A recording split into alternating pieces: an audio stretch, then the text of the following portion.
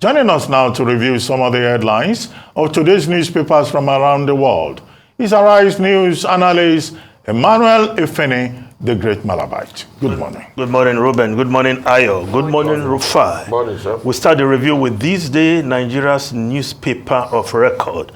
The lead story, Tinubu lists 8 priority areas on development. 6 governors support.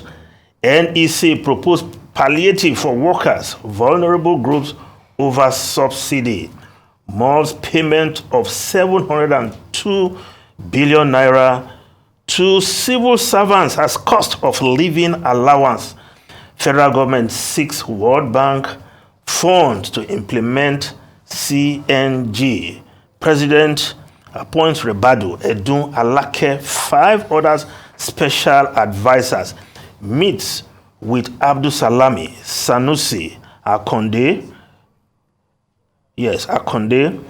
at State House. Ex-head of state pleads for people's understanding over subsidy removal. Yes, the president, Bola Ahmed Tinubu, keeping the engine of his government running very fast. No wonder he's now been dubbed Baba Go Fast.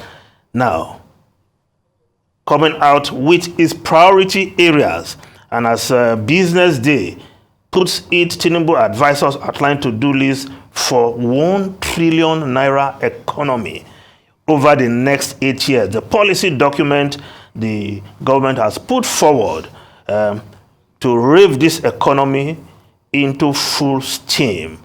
And we can only say amen to that to-do list. Now, the presidential advisors named yesterday, 8 of them. I'm sure if before yesterday you were asked to do a ministerial list, you would have picked Wale Edun as minister, Dala Alake as one minister, but now they are special advisors. Inner caucus, or the inner circle of the government. And these are persons who have been with the president all along, experts in their own right. Tells you that the quality of thinking that will go into policy, even before cabinet meeting, will be top-notch. Of course, Ruben, you can confirm that. I want to believe some of these special advisors are of cabinet rank, which means they'll be there right with the ministers. Ruben, you presidential old boys, you will know that. You can confirm that right away. So these men, Wale Edun, of course, somebody who knows the finance sector inside out, an expert in his own right. So we expect to see quality advice. And this president, I don't think he will be like President Obasanjo, who told his advisor straight away, you can advise, but whether I take your advice is another matter. This president and the persons he has appointed, these are trusted names, hands, if you will, who will be helping him in steering the ship of state. Again, not the kind of inner circle that want to hijack government, because this president seemed to be alert to the use of power to the fullest, unlike what we had in the past when the first lady had to shout, people who you did not vote for are about hijacking government. Now, let's just move on. Of course, the Vanguard newspaper reporting that story, Tinubu to neck, no excuse for failure. President Tinubu speaking to the governors on that inauguration of the National Economic Council. Yes, carrying the subnationals along. Yes, even in a federation is the best way to have full impact in delivering the dividends of democracy. Working in silos, of course, as we have seen in the past, does not help anybody.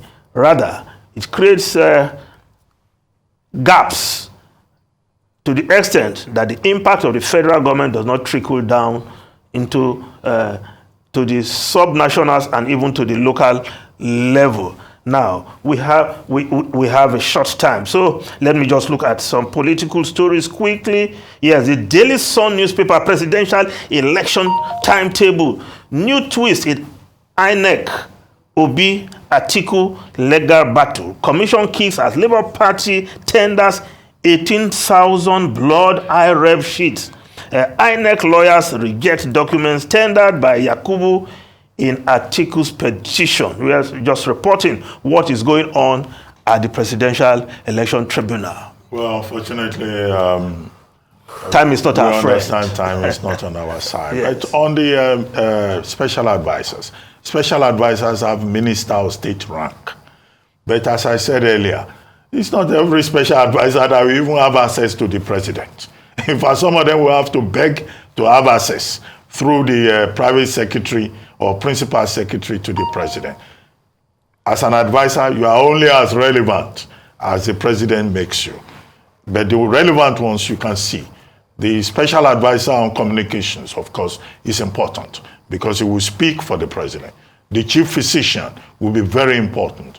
The special advisor on monetary policies, as I have pointed out, given the realities of the time, will be very relevant. On security will be very relevant. Most of the others... But what happens to the office of the National Security Advisor? Is that still going to exist? No, or is it a change of nomenclature? They work together. But there are persons who will have direct access to the president. Not everybody. Access to the president is not that easy, as people who have been there will tell you.